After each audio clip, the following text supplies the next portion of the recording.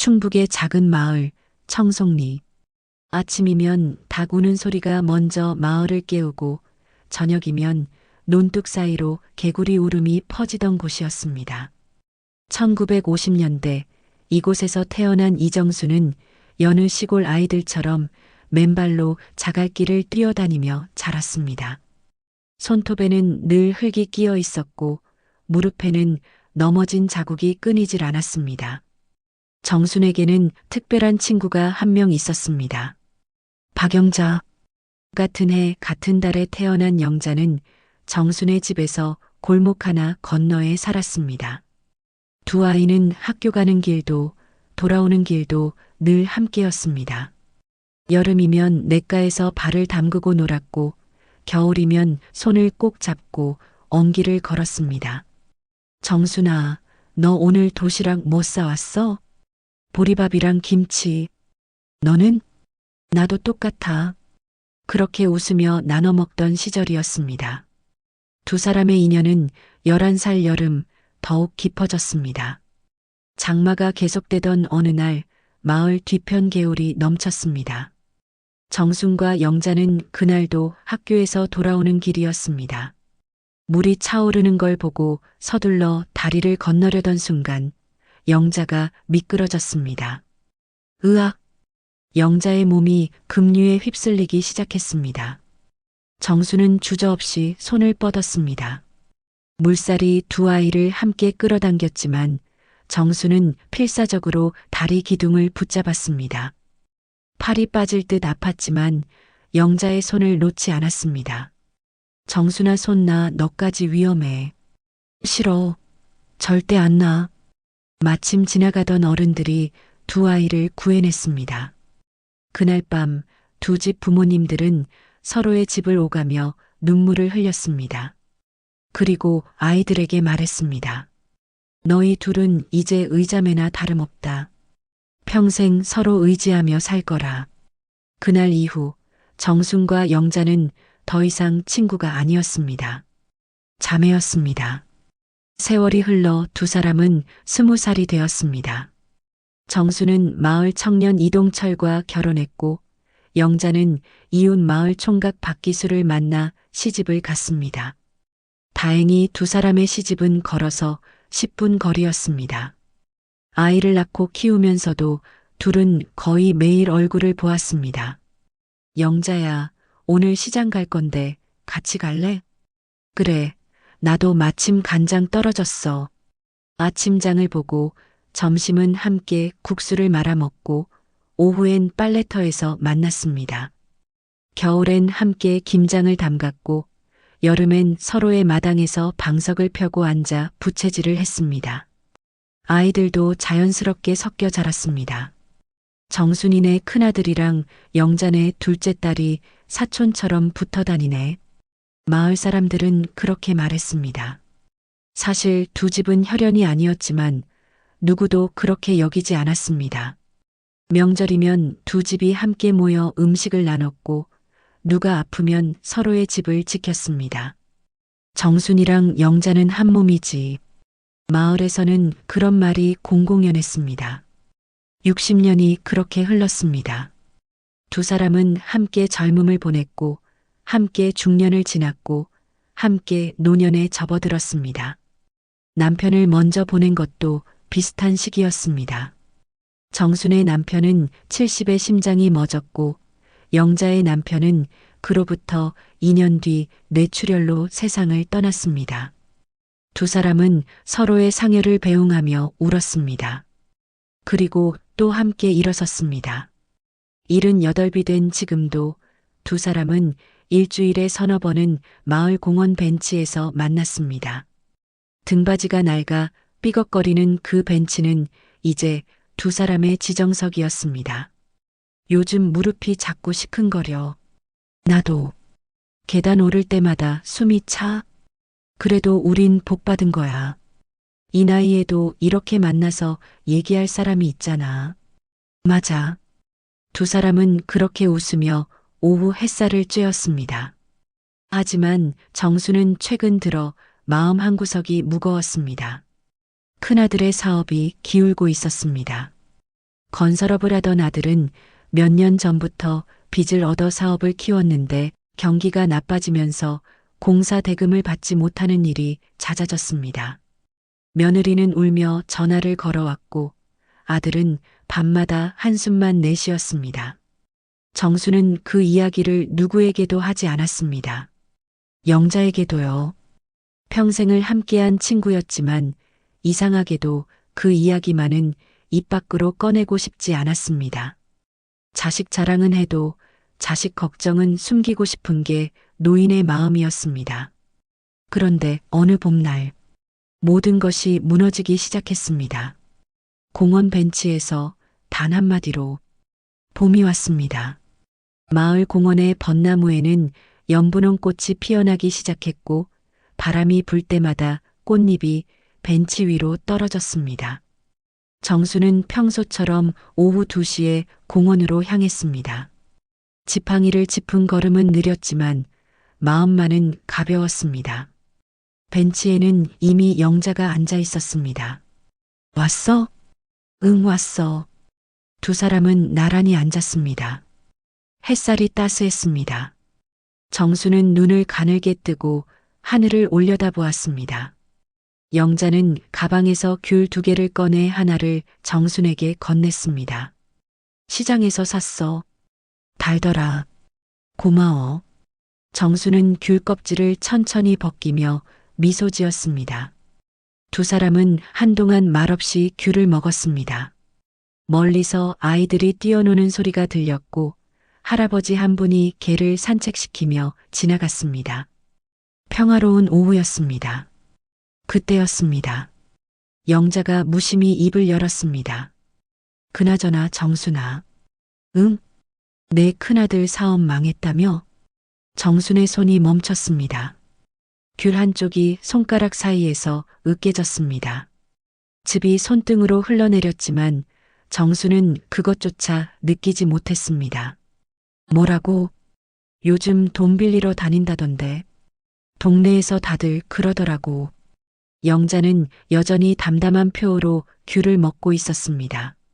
정수는 가슴이 철렁 내려앉았습니다. 그 이야기는 아직 가족 외에는 아무도 모를 일이었습니다. 정수는 아들에게도 누구에게도 말하지 말라고 신신당부했습니다.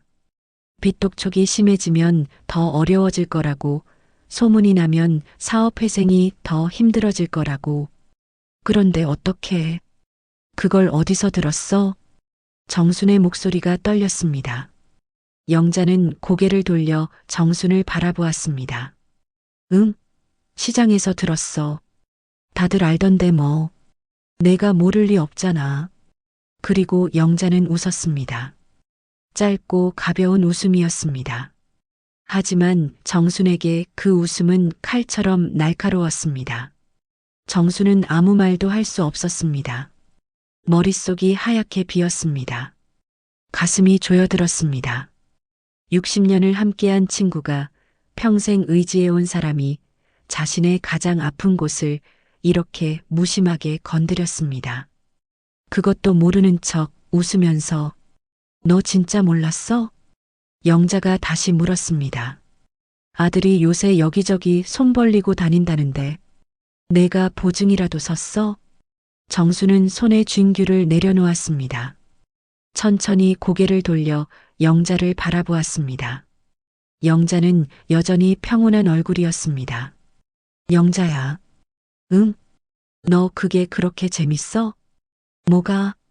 내 아들 일이. 그게 그렇게 신나서 떠들고 다녀. 영자의 표정이 굳었습니다. 야, 나 떠들고 다닌 거 아니야. 그냥 동네에서 들었다는 거지. 동네에서 들었으면 조용히 넘어가면 되지. 왜 하필 나한테 그걸 물어? 그게 친구니까 물어본 거지. 걱정돼서. 걱정? 정수는 쓴웃음을 지었습니다. 걱정이면 조용히 물어보지. 왜 웃으면서 말해? 동네 다 안다면서? 야, 이정순. 지금 나한테 화내는 거야? 영자의 목소리도 높아졌습니다. 내가 뭘 잘못했어? 그냥 들은 거 물어본 건데? 그래. 넌 잘못한 거 없어. 정수는 자리에서 일어났습니다. 무릎이 시큰거렸지만 참았습니다. 지팡이를 짚고 천천히 몸을 일으켰습니다. 정순아, 어디가? 가. 야, 앉아. 이게 무슨 일이야? 영자야. 정수는 돌아서지 않은 채 말했습니다. 우리 이제 그만 보자. 뭐? 60년 인연, 오늘로 끝이야. 영자는 벌떡 일어났습니다. 야, 이정순, 지금 무슨 소리 하는 거야? 하지만 정수는 이미 벤치를 떠나고 있었습니다. 등 뒤로 영자의 목소리가 들렸지만 정수는 멈추지 않았습니다. 정순아, 정순아. 영자의 외침이 공원 안에 울렸습니다. 하지만 정수는 돌아보지 않았습니다. 집으로 돌아오는 길은 멀게 느껴졌습니다. 평소엔 10분이면 닿는 거리였지만 오늘은 30분도 넘게 걸린 것 같았습니다. 정수는 대문을 열고 안으로 들어가 방문을 닫았습니다. 그리고 주저앉았습니다. 눈물이 났습니다. 왜 그런 말을 해? 정수는 손으로 얼굴을 가렸습니다. 60년을 함께 살아온 사람이었습니다. 물에 빠졌을 때 손을 잡아준 사람, 아이를 낳을 때 곁을 지켜준 사람, 남편을 잃었을 때 함께 울어준 사람. 그런 사람이 어떻게 그런 말을 할 수 있을까? 그것도 웃으면서. 정수는 그날 밤 잠을 이루지 못했습니다. 천장을 바라보며 영자의 얼굴을 떠올렸습니다. 그 담담한 표, 그 가벼운 웃음, 그 무심한 말투. 동네 다 알던데 뭐. 그 말이 계속 귓가에 맴돌았습니다. 이틀이 지났습니다. 정수는 집 밖으로 나가지 않았습니다. 며느리가 전화를 걸어와도 짧게 대답하고 끊었습니다. 밥도 제대로 먹지 않았습니다. 사흘째 되는 날 정수는 핸드폰을 집어들었습니다. 영자의 번호가 화면에 떠올랐습니다. 손가락이 통화 버튼 위에서 머뭇거렸습니다. 하지만 결국 누르지 못했습니다. 정수는 핸드폰을 던지듯 내려놓았습니다. 안 돼. 내가 먼저 연락하면 안 돼. 자존심이 허락하지 않았습니다. 일주일이 지났습니다. 정수는 장을 보러 나갔습니다. 시장 입구에서 아는 사람들과 마주쳤습니다. 어머, 정순이 언니 오랜만이네요. 응, 그래. 요즘 영자 언니는 안 보이던데 어디 아프세요? 잘 모르겠어. 정수는 고개를 숙이고 서둘러 지나쳤습니다. 마을은 좁았습니다. 두 사람이 만나지 않으려 해도 어디선가 마주칠 수밖에 없는 곳이었습니다. 하지만 신기하게도 두 사람은 한 달 내내 마주치지 않았습니다. 일부러 피하고 있었습니다. 서로가. 어느 날 저녁 정수는 창문 너머로 골목길을 바라보았습니다. 영자의 집 불빛이 보였습니다. 환하게 켜진 거실 창문. 정수는 한숨을 내쉬었습니다. 이러면 안 되는데. 하지만 발걸음은 떨어지지 않았습니다. 그날 밤 정수는 또 한 번 잠을 설쳤습니다. 60년 인연이 이렇게 끝나도 되는 걸까? 하지만 용서는 쉽지 않았습니다. 한 달이 지나고 두 달이 지났습니다. 정순과 영자는 여전히 만나지 않았습니다. 마을 사람들은 수군거리기 시작했습니다. 정순이랑 영자가 싸웠나 봐. 어머, 그 둘이 한 몸같이 다니던 사람들인데 요즘 한 번도 같이 안 다니더라고. 소문은 빠르게 퍼졌습니다. 정수는 시장에 갈 때마다 사람들의 시선을 느꼈습니다. 아무도 직접 묻지는 않았지만 모두가 알고 있었습니다. 정순과 영자가 갈라섰다는 것을. 어느 날 정수는 병원에 갔습니다. 무릎 통증이 심해져서 주사를 맞으러 간 길이었습니다. 대기실에 앉아 차례를 기다리는데 익숙한 목소리가 들렸습니다. 박영자 보호자분 계세요? 정수는 고개를 들었습니다. 간호사가 대기실을 둘러보고 있었습니다. 하지만 아무도 대답하지 않았습니다. 박영자 보호자분? 간호사가 다시 불렀습니다. 정수는 가슴이 철렁했습니다. 영자가 여기 왔어? 정수는 자리에서 일어나려다 멈췄습니다. 아니야. 내가 왜 나서. 하지만 발은 이미 움직이고 있었습니다. 저 제가 아는 사람인데요. 간호사가 정순을 돌아보았습니다. 아, 그러세요? 환자분이 혼자 오셔서요. 검사 결과 설명을 들으셔야 하는데 보호자가 없으시면 혼자 들으셔야 해서요. 무슨 검사요? 혈압하고 혈당 검사요. 수치가 좀 높게 나와서 약 처방이 필요하신데. 정수는 숨을 깊이 들이마셨습니다. 제가 같이 들어가도 될까요? 네, 그러세요. 간호사는 정순을 진료실로 안내했습니다. 문이 열렸습니다. 영자가 의자에 앉아 있었습니다. 정순과 눈이 마주쳤습니다. 영자의 눈이 커졌습니다. 정순아. 정순은 아무 말 없이 영자 옆에 섰습니다. 의사가 검사 결과지를 보며 설명했습니다. 혈압이 많이 높으세요. 평소 관리 안 하셨죠? 영자는 고개를 끄덕였습니다. 약 드셔야 합니다. 그리고 짠 음식 줄이시고 스트레스 받지 마세요. 네. 보호자분 잘 챙겨주세요.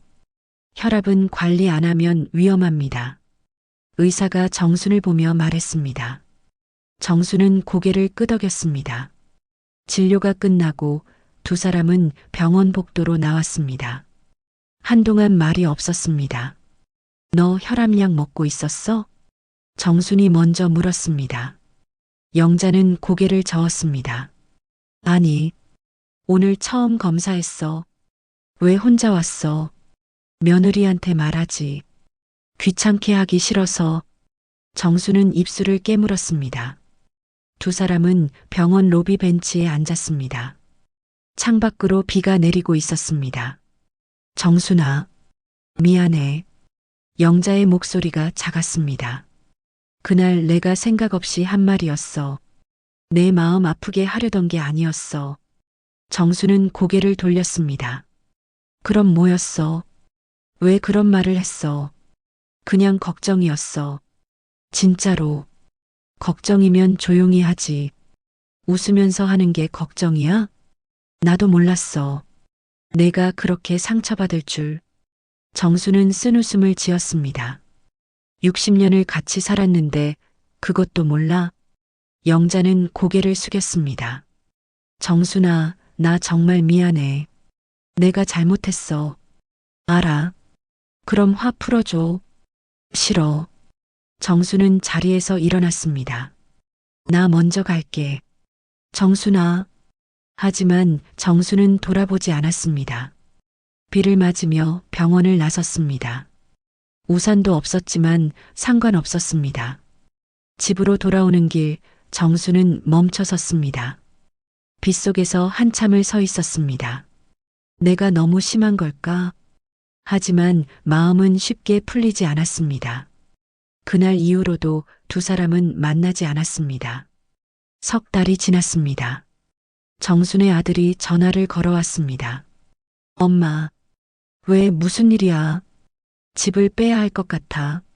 정수는 전화기를 꽉 쥐었습니다. 사업 정리하고 빚 갚으려면 집을 팔아야 해. 미안해, 엄마. 내가 잘못했어.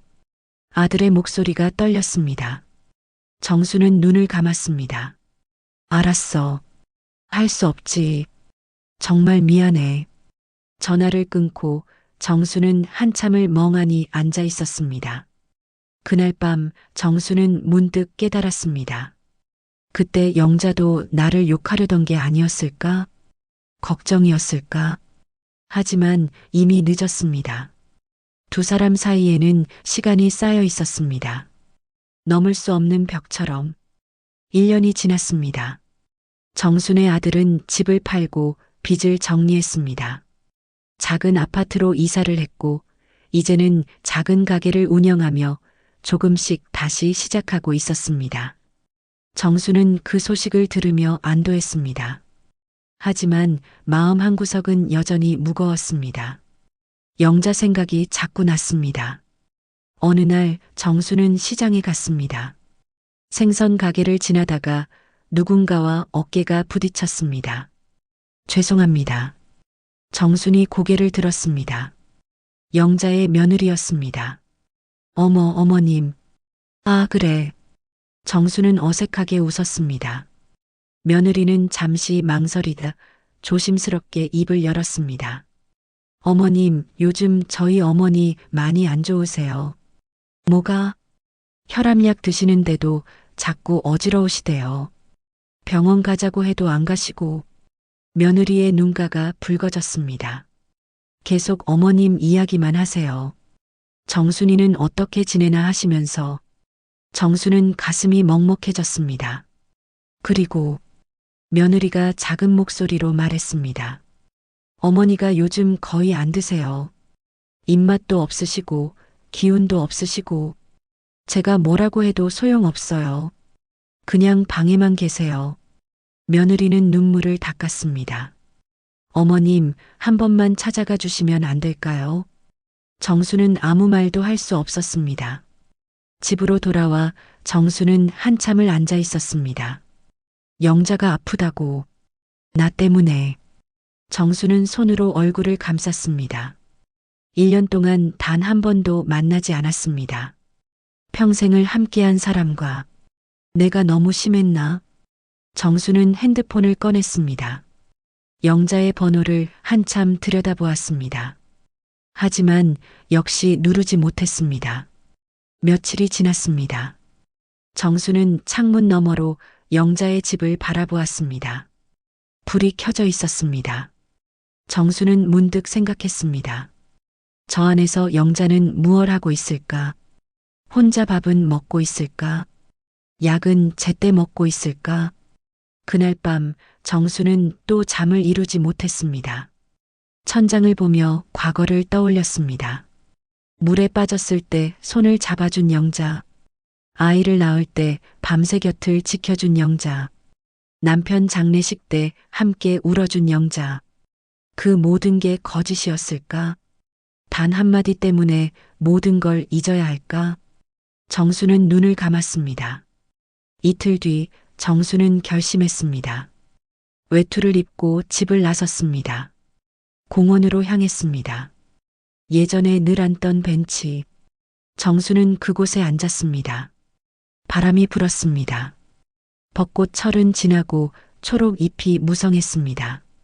1시간이 지났습니다. 2시간이 지났습니다. 영자는 오지 않았습니다. 정수는 한숨을 쉬며 일어서려 했습니다. 그때였습니다. 정수나. 정수는 고개를 돌렸습니다.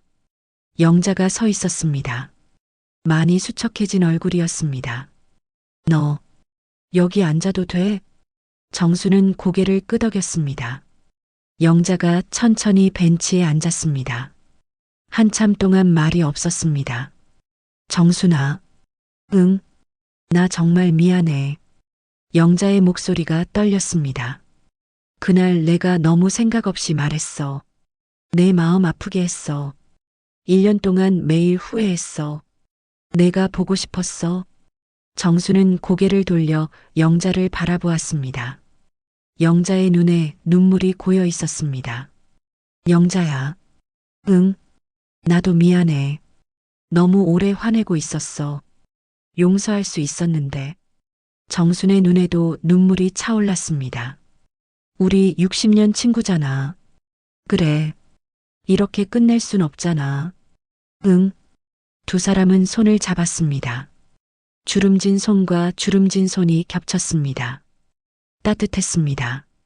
영자야. 응. 앞으로 남은 시간 동안 잘 지내자. 그래, 그러자. 두 사람은 한참을 울었습니다. 지나가는 사람들이 쳐다보았지만 두 사람은 신경 쓰지 않았습니다. 해가 기울었습니다. 두 사람은 벤치에서 일어났습니다. 내일 또 볼까? 영자가 물었습니다. 정수는 웃으며 고개를 끄덕였습니다. 그래, 내일 보자. 집으로 돌아오는 길은 가벼웠습니다. 1년 만에 느끼는 평온함이었습니다. 정수는 문득 생각했습니다. 노년에 좋은 친구가 있다는 건 정말 큰 복이구나. 그날 밤 정수는 오랜만에 편히 잠들었습니다. 봄이 다시 왔습니다. 벚꽃이 만개한 공원에서 정순과 영자는 다시 벤치에 앉아 있었습니다. 1년 전 그 자리, 그 벤치였습니다. 하지만 이제는 달랐습니다. 오늘 날씨 참 좋다. 그러게. 꽃도 예쁘고. 두 사람은 나란히 벚꽃을 바라보았습니다. 바람이 불 때마다 꽃잎이 흩날렸습니다. 분홍빛 꽃잎이 두 사람의 어깨 위에, 무릎 위에 내려앉았습니다. 영자가 가방에서 작은 흰 봉투를 꺼냈습니다. 정순아. 응? 이거 내 손주 학비에 보태. 정수는 깜짝 놀라 영자를 바라보았습니다. 이게 뭐야? 많진 않아. 그냥 내가 모아둔 거. 영자야, 이거 받아. 내가 주고 싶어서 주는 거야. 정수는 봉투를 받아들었습니다. 손이 떨렸습니다. 고마워. 뭘? 영자는 웃으며 손을 흔들었습니다. 정수는 봉투를 꽉 쥐었습니다. 눈물이 났습니다. 영자야. 왜 또 울어? 너 정말 고마워. 영자는 정순의 손을 잡았습니다. 우리 앞으로도 계속 이렇게 지내자. 그래. 두 사람은 손을 맞잡은 채 벚꽃을 바라보았습니다. 해가 서쪽으로 기울고 있었습니다. 며칠 뒤 정수는 시장에서 영자를 만났습니다. 오늘 뭐 살 거야? 배추 좀 사려고. 김치 담가야 해서. 그래. 나도 같이 갈까? 그래, 같이 가자. 두 사람은 나란히 시장을 걸었습니다. 마을 사람들이 두 사람을 보며 반가워했습니다. 어머, 정순이 영자 언니 오랜만에 같이 다니네. 그러게 화해했나 봐. 다행이다. 둘이 안 보이니까 뭔가 허전했는데. 정순과 영자는 미소 지으며 손을 흔들었습니다. 저녁 정수는 아들에게 전화를 걸었습니다. 아들아. 네, 엄마. 가게는 잘 되고 있어? 네, 조금씩 나아지고 있어요. 다행이다. 힘들지 마. 엄마도 건강 챙기세요. 응, 알았어. 정수는 전화를 끊고 창밖을 바라보았습니다. 영자의 집 불빛이 보였습니다. 따뜻했습니다. 며칠 뒤 두 사람은 다시 공원 벤치에 앉았습니다. 정순아. 응? 우리 내년 봄에도 여기 앉아 있을까? 당연하지. 그럼 내후년에도? 그럼. 영자는 웃었습니다. 좋다. 그럼 계속 여기서 보자. 그래, 계속 보자. 두 사람은 다시 손을 잡았습니다. 해가 저물고 있었습니다. 하늘이 주황빛으로 물들었습니다. 정수는 문득 말했습니다. 영자야. 응. 노년에 좋은 친구 있는 거 정말 큰 복이구나. 맞아. 영자가 고개를 끄덕였습니다. 우리 복 받은 거야. 두 사람은 미소 지으며 저무는 해를 바라보았습니다. 벤치는 여전히 삐걱거렸고 바람은 따스했습니다. 벚꽃이 다시 한번 흩날렸습니다. 분홍빛 꽃잎이 두 사람을 감싸며 내려앉았습니다. 정순아. 응. 고마워. 나도. 두 사람은 더 이상 말하지 않았습니다. 말이 필요 없었습니다. 60년 동안 쌓아온 신뢰가, 1년 동안의 아픔이, 그리고 다시 찾은 화해가 모두 이 순간 안에 담겨 있었습니다. 해가 완전히 지고 가로등에 불이 켜졌습니다. 두 사람은 천천히 자리에서 일어났습니다. 내일 또 보자. 그래, 내일 보자. 두 사람은 각자의 집으로 돌아갔습니다. 뒷모습이 작았지만 걸음은 가벼웠습니다. 마을은 고요했습니다. 하지만 두 사람의 마음은 따뜻했습니다. 인생의 끝자락에서 다시 찾은 우정. 그것이 두 사람에게는 무엇보다 큰 선물이었습니다. 때론 한마디가 평생의 인연을 끊습니다. 하지만 또 한마디의 용서가 인생을 다시 잇습니다. 인생의 마지막까지 남는 건 재산도 명예도 아닌 마음이 통했던 한 사람입니다. 정순과 영자는 지금도 매주 공원 벤치에 앉아 이야기를 나눕니다. 벚꽃이 피고 지는 계절을 함께 보내며 서로의 곁을 지킵니다. 그것이 노년의 가장 큰 복입니다. 오늘 이야기가 마음에 드셨다면, 그리고 우리 주변의 현실을 다시 한번 생각하게 되셨다면, 여러분의 좋아요와 구독은 사연 열매가 앞으로도 더 깊이 있고 더 인간적인 이야기를 전하는 큰 힘이 됩니다. 여러분의 생각과 느낀 점을 댓글로 남겨주세요. 당신의 한마디가 또 다른 누군가에게 위로가 됩니다. 지금까지 사연 열매였습니다. 시청해주신 모든 분들께 진심으로 감사드리며 우리의 다음 이야기에서도 여러분의 마음에 작은 열매 하나가 맺히길 바랍니다.